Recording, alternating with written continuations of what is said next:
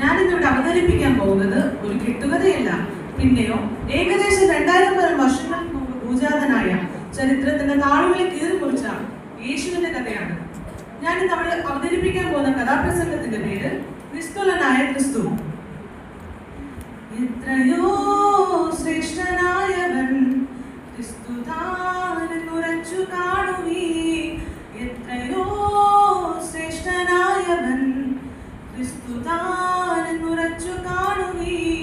നിത്യനാശം മേകി ഭാഗ്യം, നിത്യനാശം മേകി ഭാഗ്യം, മധ്യമേകുമ കഴിഞ്ഞ ശക്തനാണവൻ, എത്രയോ ശ്രേഷ്ഠനാണവൻ ക്രിസ്തു താനെന്നുറച്ചു കാണുവീ.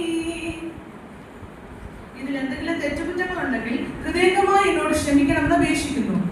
കഥ ഇവിടെ തുടങ്ങുന്നു. ബേത്ലഹേമിലെ ഒരു ശാന്തമായ രാത്രി. അതാ അങ്ങോട്ട് നോക്കൂ, രണ്ടുപേർ നടന്നു വരുന്നു. അതെ, അത് യോസഫും മറിയയുമാണ്. ലോകരക്ഷിതാവിന് ജനിപ്പാൻ സ്ഥലം അന്വേഷിച്ചു വരികയാണവർ. ഒടുവിൽ അവർ ചെന്നെത്തിയത് ഒരു കാലിത്തൊഴുത്തിൽ.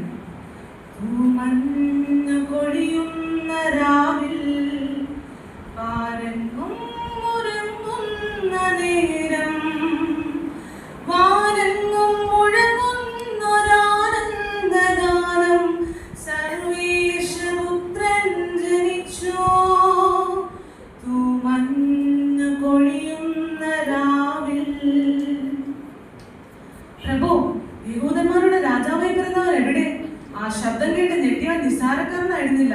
യെരൂശലേമിന്റെ ഭരണാധികാരി ഹെരോദാവിന് തന്റെ കാതുകളെ വിശ്വസിക്കാനായില്ല. എന്ത്, ഞാനില്ലാതെ വേറെ രാജാവോ? ആരെവിടെ? ഹെരോദാവിന്റെ കൽപ്പന അനുസരിച്ച് ശാസ്ത്രിമാരും പരീക്ഷന്മാരും ഓടിയെത്തി. അതേ പ്രഭു, യഹൂദന്മാരുടെ രാജാവായി പിറന്നവൻ യെരൂശലേമിൽ തന്നെ. ഹെരോദാവിന്റെ കൽപ്പന പ്രകാരം പരീക്ഷന്മാരും ശാസ്ത്രിമാരും ഓടിയെത്തി.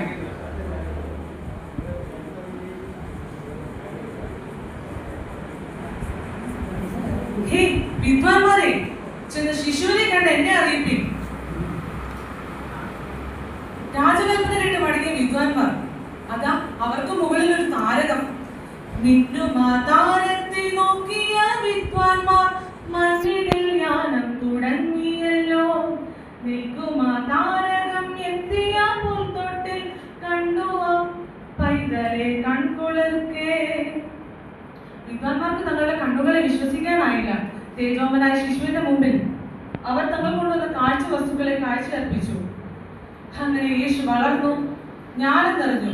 ഇപ്പോൾ പ്രായം വരെ ഏകദേശം 30 വയസ്സായി. അതാ യോഹന്നാൻ സ്നാപകന്റെ കൈക്കീഴിൽ സ്നാനമേൽപ്പാൻ യേശു കടന്നു വരികയാണ്.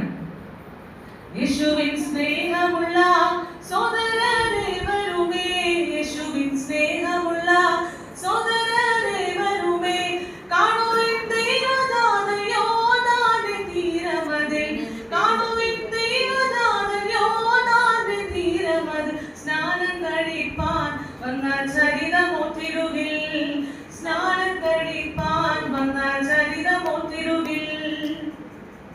കാലങ്ങളെല്ലാം വളരെ വേഗം നീണ്ടു. നന്മ മാത്രം ചെയ്ത് യേശു സഞ്ചരിച്ചുകൊണ്ടിരുന്നു. അവനെ തൊട്ടവരെല്ലാം സൗഖ്യമായി. അങ്ങനെ യേശുവിന്റെ അത്ഭുതങ്ങൾ ഏറുകയാണ്. കണ്ടു തിരുടർ വിരണ്ടു, ശാന്തത പൂണ്ടു സാഗരം, അന്തപം കൊണ്ടു ബഹുജനമുണ്ടു, മൃതരുയെ പോണ്ടു ക്രിസ്തനാ, അന്തപം കൊണ്ടു ബഹുജനമുണ്ടു, മൃതരുയെ പോണ്ടു ക്രിസ്തനാ. എന്തോരത്ഭുത പുരുഷൻ ക്രിസ്തു, തന്റെ മഹിമാനിസ്തുലം.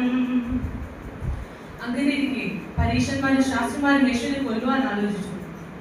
കിഴക്കുദിക്കിൽ ഉയരുന്ന സൂര്യൻ, പടിഞ്ഞാറിൽ അണയുന്ന സൂര്യൻ, ദിനങ്ങളായി ദിനങ്ങൾ ദിനങ്ങൾ ദിനങ്ങൾക്കു ജന്മം അവിടെ അവിടെ. അവന്റെ ശബ്ദം നാം ഈ ഭൂമുഖത്ത് തന്നെ നിന്നേക്കും. ഒരു ദൈവപുത്രൻ. കയ്യബാബെ, സൂക്ഷിക്കണം, ജനങ്ങളുടെ പക്ഷത്തുണ്ട്. ഹന്നാസ് പ്രഭു, യൂദ നമ്മുടെ വാക്കു കേൾക്കുന്നുവെങ്കിൽ നാളെ തന്നെ നമ്മൾ അവരെ കൊന്നിരിക്കും. രാത്രിയുടെ ഏകാന്തതയിൽ അവരതാ പോവുകയാണ്. ആളിക്കത്തുന്ന തീപ്പന്തങ്ങളും ആയുധങ്ങളുമായി അവർ യേശുവിന്റെ അരികിൽ എത്തിക്കഴിഞ്ഞു. ഏറ്റവും മുമ്പിൽ അത് യൂദ കടന്നു പോകുന്നു. യൂദ നിന്ന് യേശുവിനെ ചുംബിച്ചു. പെട്ടെന്ന് തന്നെ ആരവത്തോടെയും ആക്രോശത്തോടും കൂടെ പടയാളികൾ യേശുവിന്റെ അടുക്കലെത്തി. അവർ യേശുവിനെ പിടിച്ച് ഹെരോദാവിന്റെ മുമ്പിൽ എത്തിച്ചു. ഹെരോദാവോ അവനെ ക്രൂശിപ്പാൻ വിധിച്ചു. കുരിശും നിജ തോളിലെടുത്തോരുവൻ ഇതിന്മേൽ കരേറി പോകുന്ന കാഴ്ച കാണി. ആ കാഴ്ച കാണാൻ വഴിയോരങ്ങളിൽ ജനങ്ങൾ തിങ്ങി നിറഞ്ഞു. ആ കൂട്ടത്തിൽ യേശുവിന്റെ അമ്മ മറിയം ഉണ്ടായിരുന്നു. എന്റെ മകനെ, എന്റെ പ്രിയ മകനെ, എന്ത് അപരാധം നീ ഇവരോട് ചെയ്തു? ഒരു മാടപ്രാവ് കുറുകി കരയുന്നത് പോലെ മറിയം വിതുമ്പി കരഞ്ഞു. അങ്ങനെ മരക്കുരിശുമായി യേശു കാൽവരിയിലെത്തി. പടയാളികൾ അവനെ ക്രൂശിൽ കിടത്തി. വലിയ കാര്യപാടികൾ അവനെ കൈകാലുകളിൽ തറച്ചു. മാനവരാശിയുടെ പാപം ചുമന്നുകൊണ്ട് യേശു ക്രൂശിൽ കിടന്ന് ഇങ്ങനെ പറഞ്ഞു: പിതാവേ, കൈവെടിഞ്ഞോ എന്നെ നീ കൈവെടിഞ്ഞോ. തിരുവെടുത്തുകളെല്ലാം നിവർത്തിയത് യേശു തന്റെ ആത്മാവിന്റെ പിതാവിന്റെ കരങ്ങളിലേക്ക് പരമേൽപ്പിച്ചു.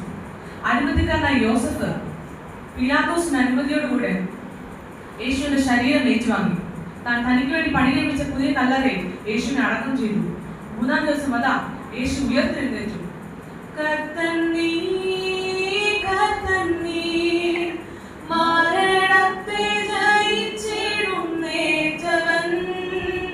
കർത്തനീ കർത്തനീ മരണത്തെ ജയിച്ചിടുന്നേറ്റവൻ. 40 ദിവസം യേശു തന്റെ ശിഷ്യന്മാർക്ക് പ്രത്യക്ഷനായി. അതിനുശേഷം തന്റെ പിതാവിന്റെ അടുക്കലേക്ക് മടങ്ങിപ്പോയി. അവൻ വീണ്ടും വന്ന് തന്റെ കാന്തിയെ ചേർത്തുകൊള്ളുന്നു. അവനെ വിശ്വസിക്കുന്ന ഏവർക്കും നമുക്ക് ആ ഒരു പ്രത്യാശയുണ്ട്. കോടാകോടി ദൂത സൈന്യവുമായി മേഘാരൂഢ